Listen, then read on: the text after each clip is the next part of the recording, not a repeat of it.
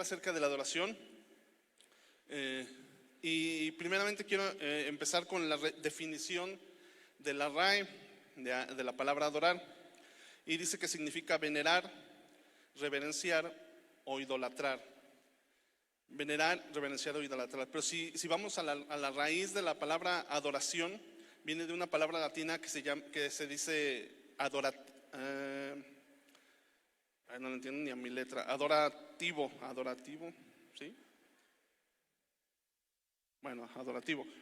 Y se divide en tres partes. La primera es ad, que significa hacia. La otra parte es oraré, que significa expresar o dar culto, expresar o dar culto.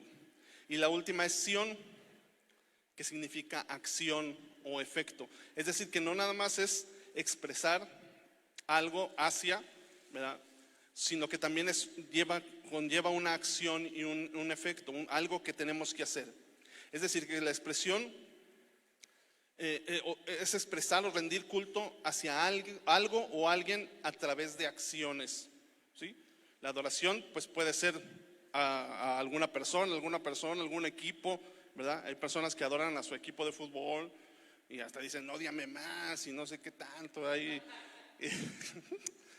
Y se refiere es un orgullo y que no sé qué tanto.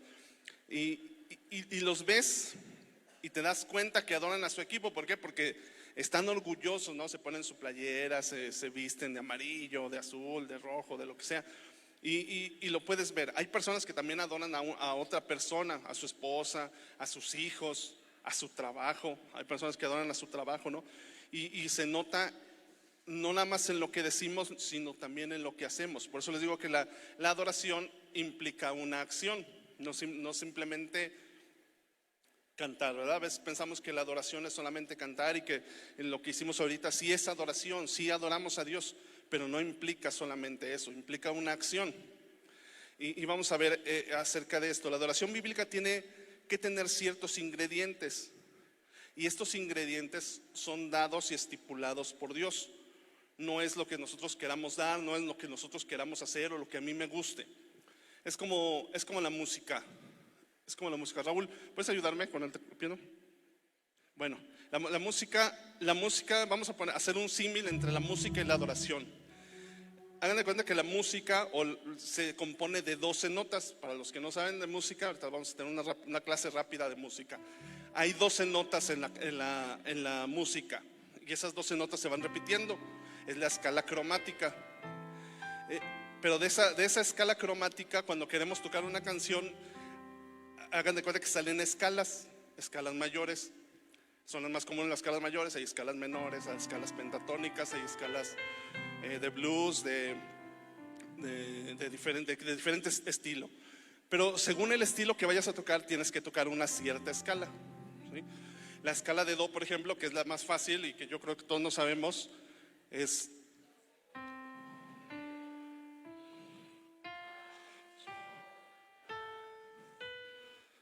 ni con el piano algunos se entonan de do, re, mi, bueno, pero son esas 5. No, pastor, no, yo no dije nada. Son 7 notas. La escala mayor se compone de 7 notas, do. Entonces cuando queremos cantar una canción, tenemos que tocar esas 7 notas. Toca algo en do, sí, en la escala de do. Por ejemplo, ¿verdad? Ahí está usando toda la escala de do. Acordes y notas de la mano derecha son todas en la escala de do. Vamos a un ejemplo, la de Hay un rey en do. Fa, sol, mi menor, la menor. Como si no supieras, ¿verdad?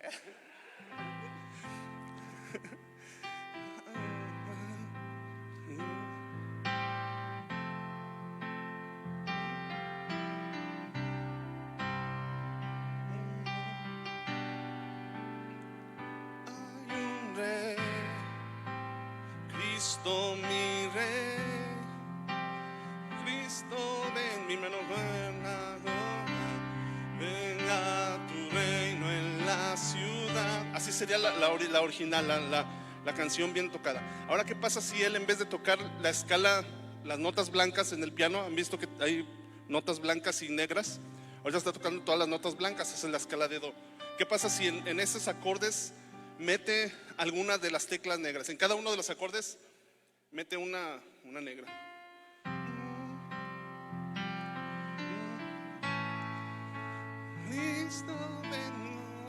Y no se puede ya cantar y ya se oyó todo. Si se alcanza a escuchar, si lo alcanzan a percibir, como ya no se escuchó afinado, ya no se escuchó, y a nuestro oído ya se escuchó mal. ¿Alguien sí lo escuchó mal? ¿O alguien dice, no, pues yo lo escuché bien, yo normal? ¿Sí? ¿Alguien lo escuchó normal? ¿No? ¿Sí todos? Porque también eso es parte de lo espiritual, tener un oído afinado a lo que Dios nos está hablando. Ahorita lo vamos a ver.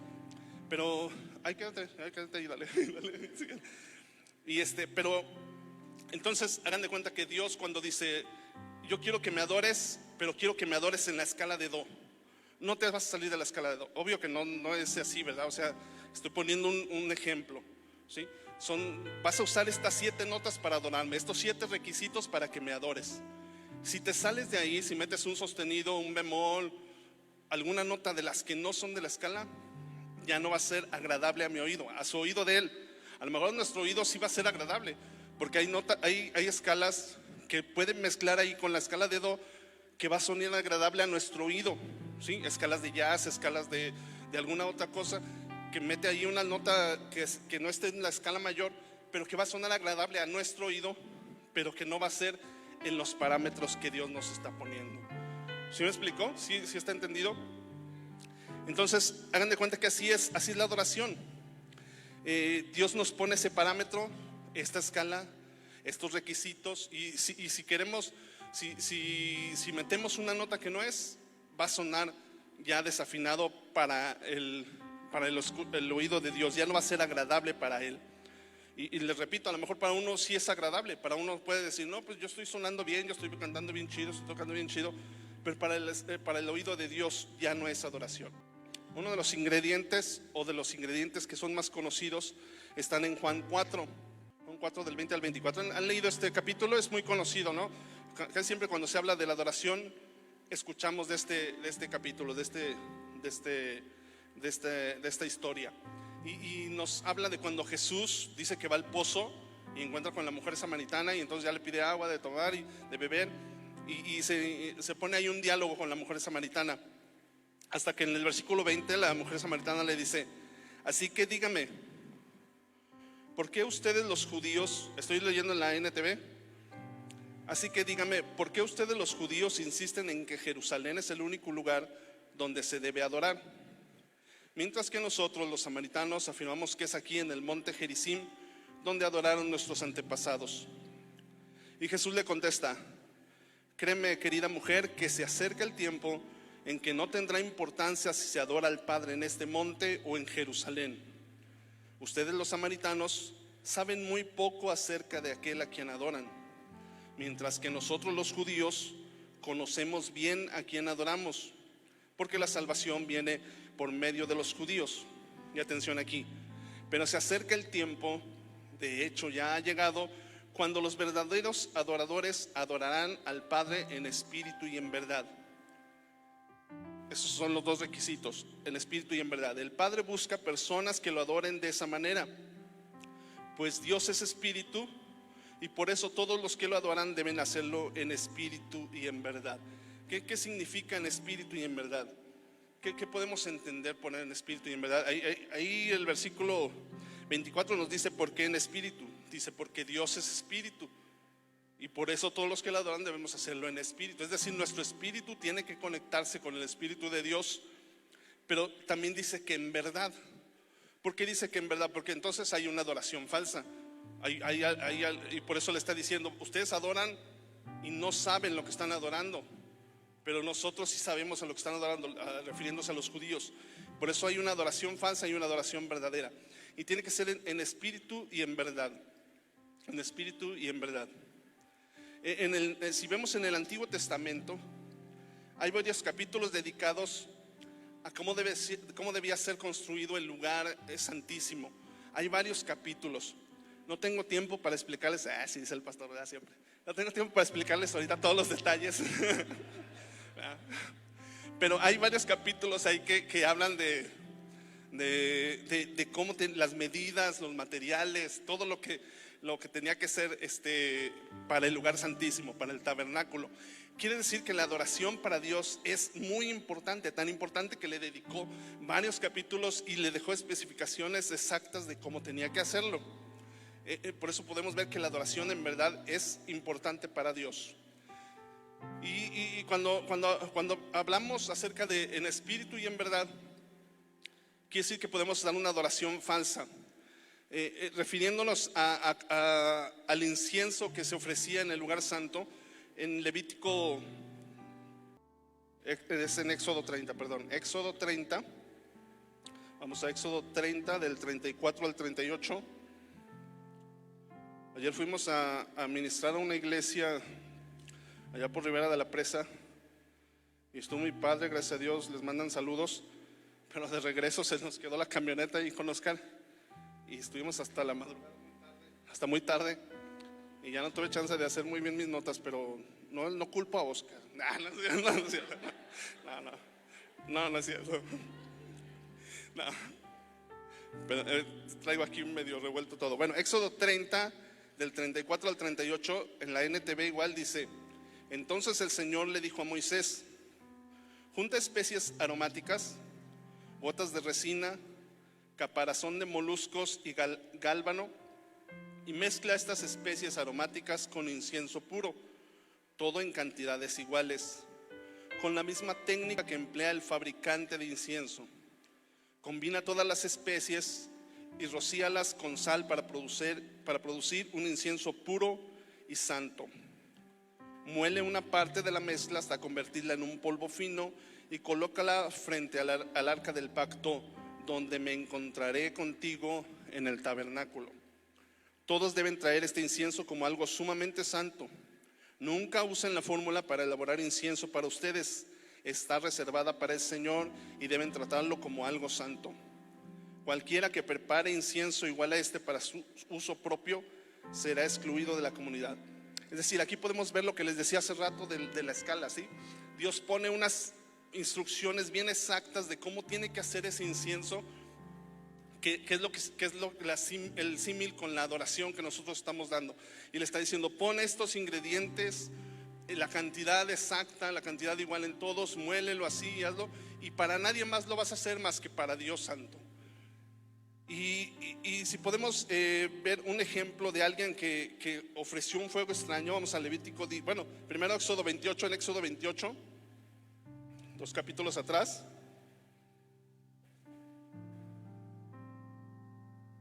Éxodo 28, el versículo 1 dice: manda llamar a tu hermano Aarón y a sus hijos Nadab, Abiú, Eleazar e Itamar. Apártalos de los demás israelitas para que me sirvan y sean mis sacerdotes. ¿Sí? Le está diciendo Dios a Moisés: aparta a Aarón y a sus hijos, a sus 4 hijos, Nadab, Abiú, Eleazar e Itamar. Son sus 4 hijos. Sí, podemos ver que sus 4 hijos fueron escogidos para eso, para la adoración. Y se les dieron 2 capítulos después las instrucciones exactas con lo que tenían que hacer el incienso para adorar a Dios. Sí lo vimos, ¿verdad? Éxodo 28 son escogidos, y Éxodo 30 Dios les dice: estos son los ingredientes que tienes que usar para el incienso que nada más vas a hacer para mí. Pero después vemos en Levítico 10.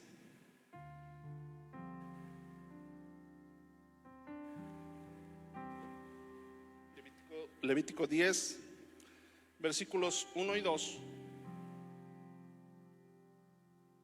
Eran 4 hijos de Aarón, ¿verdad? ¿Sí se acuerdan de los nombres? Nadab, Abiú, Eleazar e Itamar, ¿verdad? En el Levítico 10, el versículo 1 y 2 nos dice que Nadab, Abiú, es decir, 2 de los hijos de Aarón, que habían sido escogidos, que habían sido elegidos para entrar al lugar santo y ofrecer el incienso, dice que pusieron carbones encendidos en sus incensarios y encima esparcieron incienso. De esta manera desobedecieron al Señor al quemar ante él un fuego equivocado, diferente al que él había ordenado. Como consecuencia, un fuego ardiente salió de la presencia del Señor y los consumió por completo y murieron ahí ante el Señor. ¿Sí? Está fuerte la historia. Hasta ahorita yo no he visto a alguien que muera así por ofrecer incienso extraño aquí frente al altar, pero puede ser una muerte espiritual, ¿no? Puede ser una muerte donde ya no tienes ese contacto con Dios y aparentemente tú estás adorando, tú tienes una vida supuestamente de adoración, pero estás sucediendo un fuego extraño, que no hay esa comunión con Dios. Y tú puedes sentir que estás adorando de la mejor manera o de una manera personal, pero tienes que hacerlo con los ingredientes que Dios te está poniendo. Si en la escala de do, la que estábamos viendo hace rato, a lo mejor Dios te dice, vas a tocar en la escala de do, y uno como músico dice, es que la escala de do es la más aburrida, ¿no? Hay uno que dice aquí eso, ¿verdad? ¿Sí o no, Baruch? La escala de do es la más aburrida. Yo quiero tocar en fa sostenido, no sé, y Dios dice, no, en do. O a lo mejor puede ser que digas, es que no llego a la escala de do, déjala bajo medio tono, así.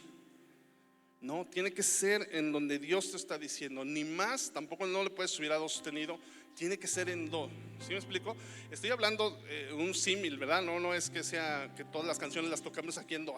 Todas las canciones las tocan en do porque Dios dijo. No, estoy haciendo un símil acerca de lo que es una escala y de lo que Dios nos está diciendo. Estas 7 notas son las que vas a tocar. Estas son los estatutos que tienes que tener para que tu adoración sea verdadera.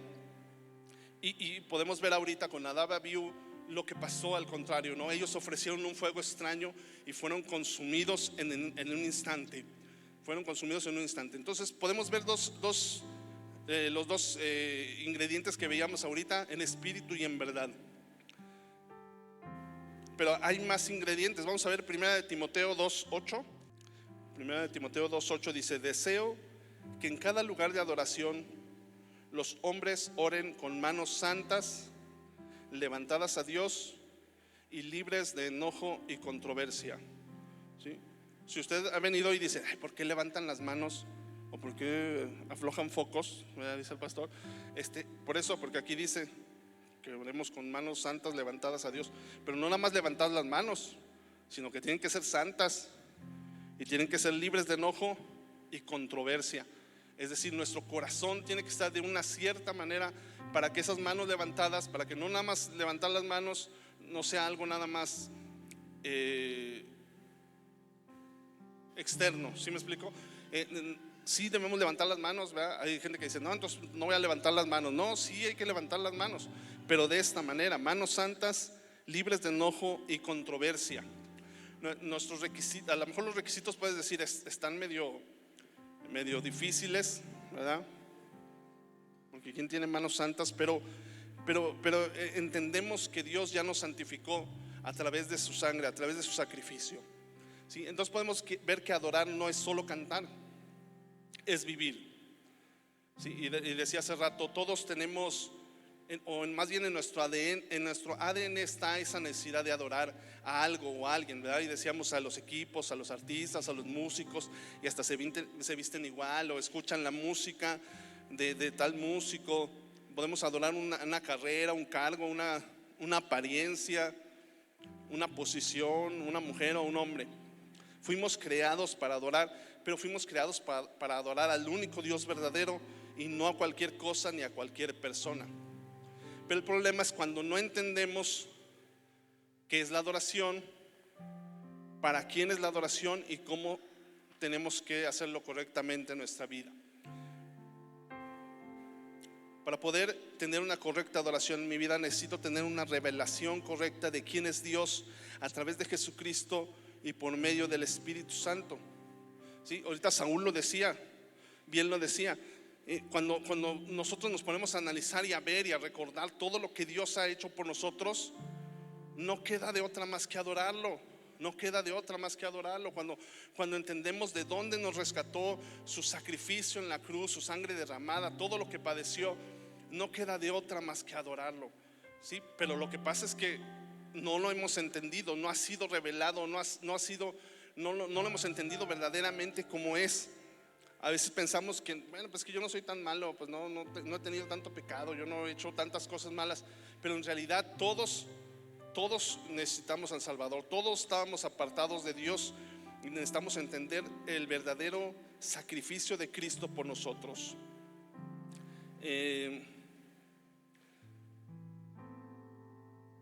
Tenemos que entender de cuánto nos ha amado, de cuánto nos amará por siempre y de lo que Él ha hecho por nosotros inmerecidamente por causa de su amor inquebrantable e inagotable. Cuando entiendo lo que me ha amado y lo que me ha perdonado y su grandeza, mi respuesta natural será adorarlo. Vamos a ver Romanos 12.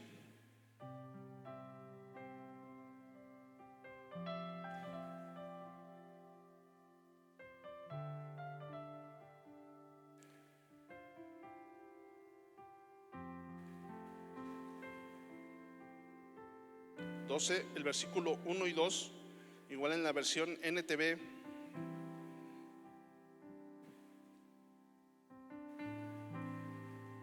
En la versión NTV, ¿lo tienen? Dice: por lo tanto, amados hermanos, les ruego que entreguen su cuerpo a Dios por todo lo que Él ha hecho a favor de ustedes, que sea un sacrificio vivo y santo, la clase de sacrificio que a Él le agrada. Esa es la verdadera forma de adorarlo. Aquí en estos dos versículos está lo que es la verdadera adoración. Entreguen su cuerpo a Dios por todo lo que Él ha hecho a favor de ustedes, ¿sí? Lo que decíamos hace rato, todo el sacrificio de Jesús en la cruz, y aparte todo lo que ha hecho por nosotros en nuestra vida, en nuestra familia, en nuestros hijos, en nuestra esposa, en nuestra misma vida, de lo que nos ha librado. Todo eso es razón para que nosotros entreguemos nuestro cuerpo a Dios en un sacrificio vivo y santo. Dice: la clase de sacrificio que a Él le agrada. Esa es la verdadera forma de adorarlo. Esa es la verdadera forma de adorarlo. Y luego el versículo 2 dice: no imiten las conductas ni las costumbres de este mundo, más bien dejen que Dios los transforme en personas nuevas al cambiarles la manera de pensar. Entonces aprenderán a conocer la voluntad de Dios para ustedes, la cual es buena, agradable y perfecta. ¿Se fijan cómo es como un ciclo? Empezamos a adorarlo, es decir, empezamos a vivir de acuerdo a lo que Él nos dice. Y entonces cuando empezamos a dejar las conductas y las costumbres de este mundo, dice que Dios nos transforma en personas nuevas al cambiarnos la manera de pensar. Y entonces aprendemos a conocer la voluntad de Dios, y entonces seguimos adorándolo, viviendo cada vez más como a Él le agrada.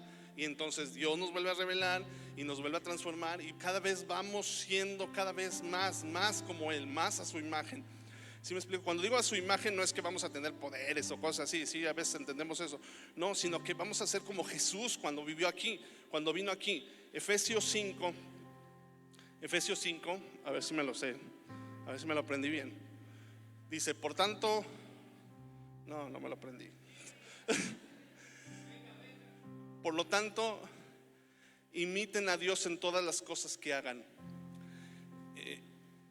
porque ustedes son sus hijos queridos. Vivan una vida llena de amor, siguiendo el ejemplo de Cristo, el cual se entregó a sí mismo como sacrificio, como un aroma agradable delante de Dios. Aquí nos está diciendo lo que tenemos que hacer. Me lo tengo que aprender todo el capítulo.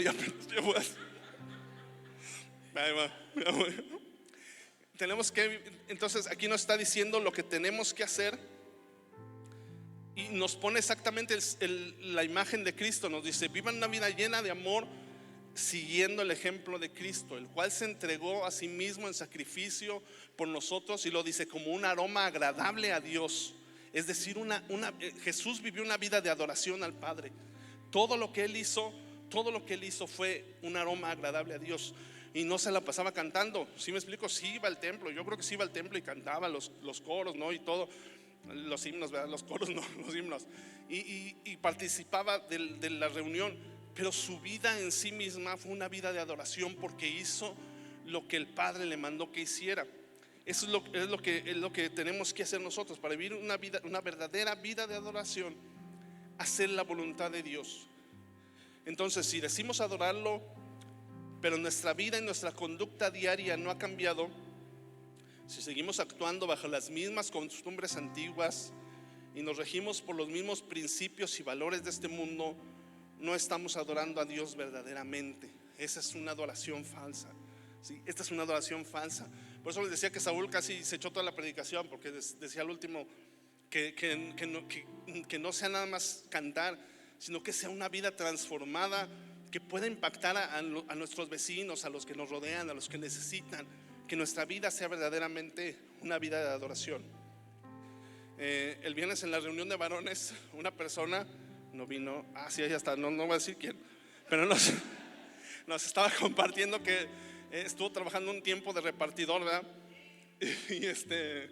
Y dice que llegaba a las tiendas y vendía leche, ¿no? Entonces ya le ponía ahí en la nota, le dejo 20 litros y le cobraba al tendero, pero en realidad le dejaba 15, ¿verdad?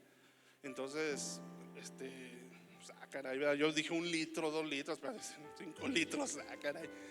Pero dice él que esa práctica era común a todos los repartidores. Todos hacían lo mismo, ¿verdad? Hasta que ahí hubo una situación en su vida que él cambió y fue impactado, ¿no? Cuando yo trabajé, muchos de ustedes saben que durante 10 años yo trabajé en una gasolinera. ¿Sí sabían? Hace muchos años. Pues era lo mismo. Todos los empleados era tranzán, eran notas. Juanito me conoció porque ahí vive a la vuelta, en la gasolinera que está allá a la vuelta, sí. ¿Verdad? Y ¿qué le estaba diciendo? Sí, de la gasolinera. Y entonces era lo mismo, ¿no? Tranza tras tranza, notas alteradas, le echabas menos gasolina, llenabas un garrafón. Bueno, era un chorro de cosas que se hacían ahí. Y poco a poco fui yo empezando a participar, porque pues, yo era cristiano, se supone, desde los 10 años, ¿verdad? Entonces se supone que yo conocía de Dios, pero poco a poco me fui metiendo en eso. Como los mismos patrones lo permitían, pues entonces pues está bien, no hay problema. Entonces poco a poco me fui metiendo en eso, hasta que llegó un punto en que ya estaba como los demás, ¿no? O sea, igual. Y eso, fíjense bien, esto nos lleva a otras cosas, a otros pecados. Ya después empiezas a hablar como ellos, a contar chistes como ellos, a hacer todo lo que ellos hacen.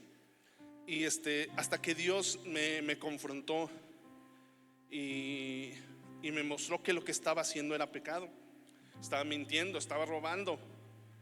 Pero además, si se fijan, no solamente estaba mintiendo y robando, sino que estaba adorando al dinero, estaba adorando a mi trabajo, estaba poniendo un ídolo, mi confianza la estaba poniendo en otra cosa que no era Dios, ¿sí?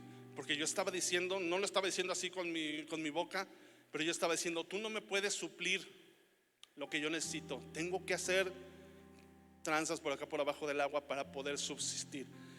Y eso es que estaba poniendo un ídolo delante de Dios, estaba poniendo a algo en lugar de Dios y lo estaba adorando.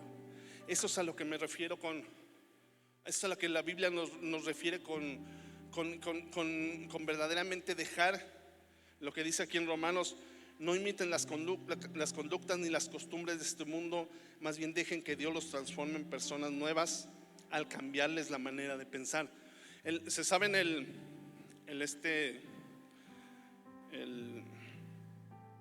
¿cómo se dice? De aquí de la iglesia, la visión, la visión de aquí de la iglesia. ¿Sí se la saben? A ver, ¿quién la dice? Cambiando vidas, transformando destinos por medio del Espíritu Santo. Eso es lo que la adoración hace. Es a través o más bien, al cambiar nuestras vidas, transformar nuestros destinos, es como estamos adorando a Dios. No solamente el venir a cantar, sino a través de ese cambio de vida, a través de de ese transforma nuestros destinos, pero es esa vida de adoración la que produce una vida agradable delante de Dios, y como decíamos en Efesios, un aroma agradable delante de Dios. Isaías 29:13 dice: así que el Señor dice, este pueblo dice que me pertenece, me honra con sus labios, pero su corazón está lejos de mí, y la adoración que me dirige no es más que reglas humanas aprendidas de memoria. ¿Sí? Cuando a esa escala le queremos poner, a esa escala de do que son 7 notas, le queremos poner un si bemol para que el do salga séptima menor, a lo mejor se va a oír chido. Bueno, los músicos me entienden, los demás dicen, pues qué, ¿verdad? Pero cuando le agregamos una nota que no está en la escala, a lo mejor a nuestro oído va a sonar agradable, pero delante de Dios ya le estamos poniendo, como dice aquí, reglas humanas aprendidas de memoria que me agradan a mí, pero que no le agradan a Él. ¿Sí? Eso es lo que hace cuando le empezamos a agregar notas a esa escala para que se haga más agradable a mi vista, a mi oído. Entonces nos empezamos a salir de lo que Dios quiere que hagamos y empezamos a poner cosas, reglas humanas, ¿no? Como en algunas iglesias que la falda tiene que ser al tobillo, o que tienes que hincarte a fuerzas, o tienes que levantar las manos.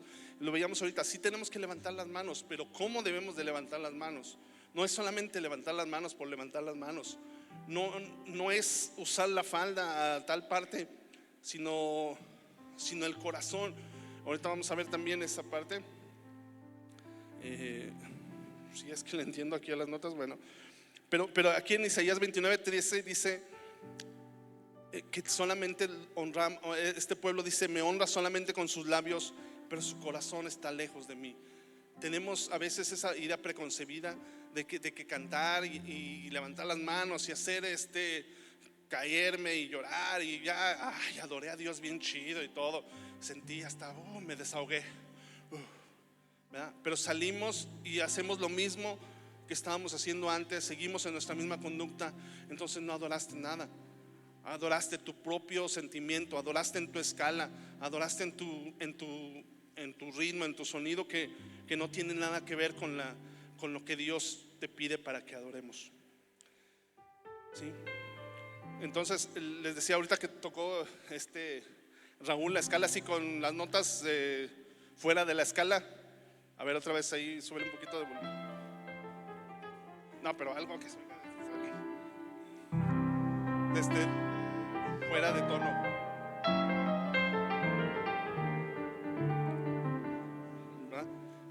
Al oído a lo mejor lo escuchamos bien. No, se oyó muy padre. A lo mejor alguien dice, no, pues se escucha extraño. ¿Alguien lo escuchó extraño? ¿Sí? ¿Alguien se le hizo bonito? Sí. Al examen de música sí, ¿verdad? Al examen de música sí. Pero a los demás a lo mejor se les hizo extraño. A lo mejor algunos dijeron, no, pues lo escuché igual, pues está igual que hace rato. Pero lo que pasa es que nuestro oído tiene que estar desarrollado para poder identificar cuando estamos tocando las notas correctas y cuando estamos poniéndole de más o quitándole notas. Vamos a ver Salmo 88:15. Salmo 89:15, ¿lo tienen? Dice, felices son los que oyen el alegre llamado a la adoración, porque caminarán a la luz de tu presencia, Señor. Es la versión NTV.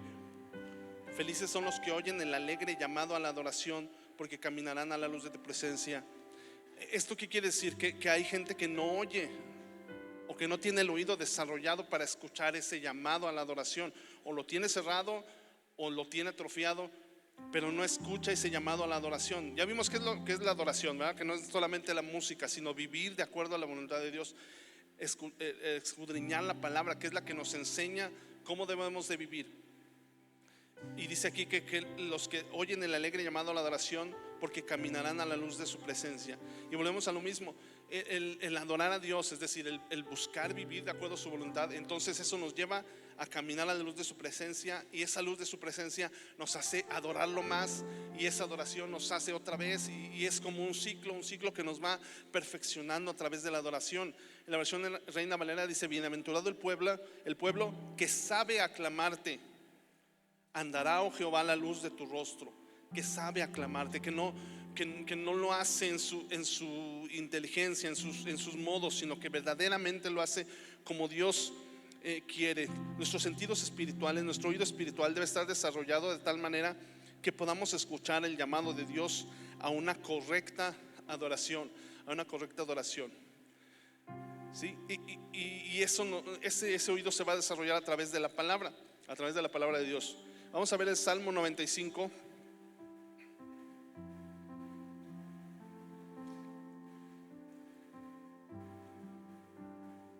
Vamos a leerlo todo completo. Vamos a hacerlo de una manera antifonal. ¿Sí saben qué es antifonal? A ver, ¿quién no saben qué es antifonal? Antifonal significa que una parte dice una cosa y el otro le contesta, y luego el otro, y así. Como cuando dicen, como cuando cantan: libre soy para correr. Eso es antifonal, que uno dice una cosa y el otro contesta. Entonces vamos a leerlo de manera antifonal. Un versículo lo leo yo y un versículo lo leen ustedes, ¿sí? Nomás que yo lo tengo en la NTV.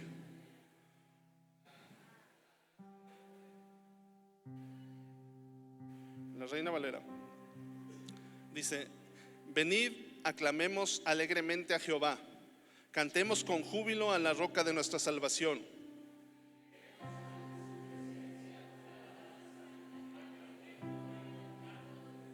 Porque Jehová es Dios grande y Rey grande sobre todos los dioses.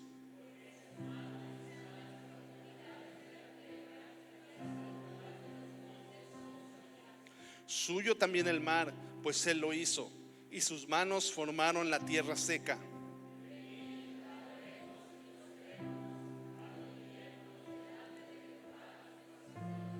Porque Él es nuestro Dios, nosotros el pueblo de su prado y ovejas de su mano. Si oyereis hoy su voz,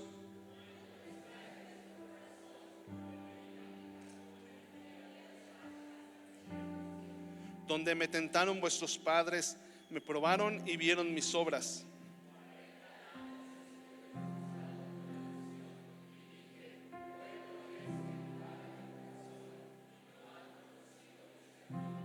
Por tanto, juré en mi furor que no entrarían en mi reposo.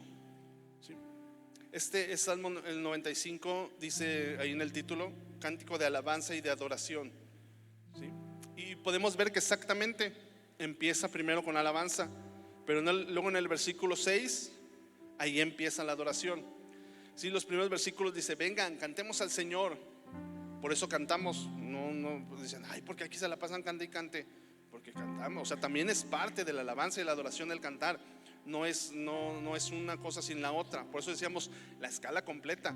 Ni dejas el do, ni dejas el si. Tiene que ser las 7 notas. Vengan, cantemos al Señor. Aclamemos con alegría a la roca de nuestra salvación. Acerquémonos a Él con acción de gracias. Esa es alabanza. Con alegría a la roca de nuestra salvación. Aclamemos con alegría. ¿Qué es aclamar con alegría?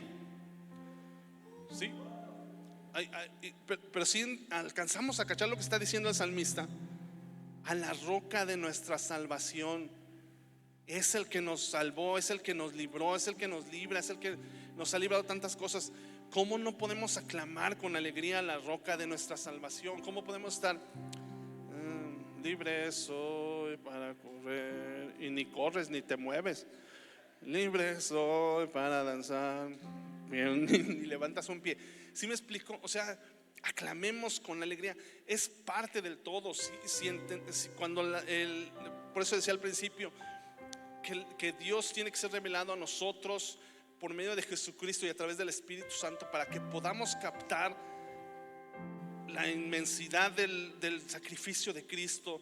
Dice el apóstol Pablo: ¿Cuál es la dimensión del amor de Cristo tan grande, tan alto, tan profundo, tan ancho, que a veces no le alcanzamos a entender, pero que ese simple hecho de ese amor tan grande debería de ser suficiente para que podamos aclamarlo con alegría, acercarnos a Él con acción de gracias, cantarle salmos de alabanza? Dice, porque el Señor es Dios grande, un gran rey sobre todos los dioses, un gran rey sobre todos los dioses. Si entrara aquí el rey ¿qué reyes hay ahorita? ¿De España o de Inglaterra? ¿A poco no por lo menos nos pondríamos de pie, ¿verdad? Por lo menos tendríamos que ponernos de pie. Si no es que aplaudimos o no sé, alguna cosa, o según el protocolo, pues inclinarse o algo. Entonces, y dice aquí que el Señor es Dios grande, un gran rey sobre todos los dioses. ¿Cómo no podemos adorarlo? ¿Cómo no podemos alabarle con todo nuestro ser, con todo lo que tenemos? Y luego empieza a decir las cosas maravillosas. En sus manos sostiene las profundidades de la tierra y las montañas más imponentes. El mar le pertenece, pues Él lo creó. Sus manos también formaron la tierra firme. Si entendemos, el mar ¿han visto la inmensidad del mar? ¿Han ido a la playa? ¿Han visto el mar? O sea, te paras en la orilla y agua, o sea, han subido a un barco y así en medio y todo te rodea de agua. O sea, es algo inmenso, incomprensible. O sea, no podemos, no, eso sería suficiente. La misma creación sería suficiente para que nuestro corazón lo alabara y lo adorara. El ver las estrellas, el sol, todo lo que está creado. Y luego del versículo 6 en adelante empieza a hablar acerca de la adoración y dice: vengan, adoremos e inclinémonos, arrodillémonos delante del Señor. Si alguien pregunta, ¿por qué se arrodillan? Pues porque aquí dice que tenemos que arrodillarnos delante del Señor nuestro Creador, porque Él es nuestro Dios. Porque Él es nuestro Dios. Pero volvemos a lo mismo, no se trata nada más de arrodillarnos en lo físico, sino que nuestro corazón esté rendido a Él, que nuestro corazón esté verdaderamente arrodillado delante de Él. Somos el pueblo que Él vigila, el rebaño a su cuidado. Y la atención, dice: si tan solo escucharan hoy su voz. Si tan solo escucharan hoy su voz. El Señor dice: no endurezcáis su corazón como lo hizo Israel en Meriba, como lo hizo el pueblo en el desierto de Masá. Y dice: ahí sus antepasados me tentaron y pusieron a prueba mi paciencia, a pesar de haber visto todo lo que hice. El pueblo de Israel vio unos milagros impresionantes, ¿no? Que se abrió el mar, la columna de fuego, todo el maná, ¿cómo se llaman las aves? Las codornices. O sea, vio un montón de milagros el pueblo de Israel, y aún así su corazón se endureció de tal manera que no hicieron lo que Dios quería. El versículo 10 lo dice, durante 40 años estuve enojado con ellos y dije: son un pueblo cuyo corazón se aleja de mí, rehúsan hacer lo que les digo. Rehúsan hacer, esa es la adoración, hacer lo que Él nos dice. Eso es: vengan, adoremos, inclinemos, hacer lo que Él nos dice. Esa es la adoración, esa es la verdadera adoración, o es parte de la adoración. Y podemos decir, a lo mejor esto fue para el pueblo de Israel, o lo de Nadab y Abiú era para los sacerdotes, pero en realidad nosotros somos ahora un pueblo de reyes y sacerdotes. Solo podemos ver en Apocalipsis 4:6, perdón, Apocalipsis 1.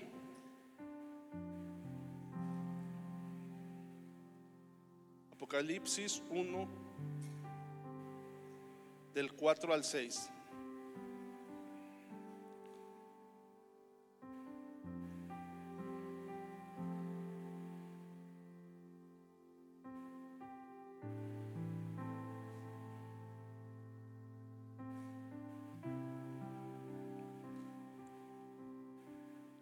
¿Sí lo tienen?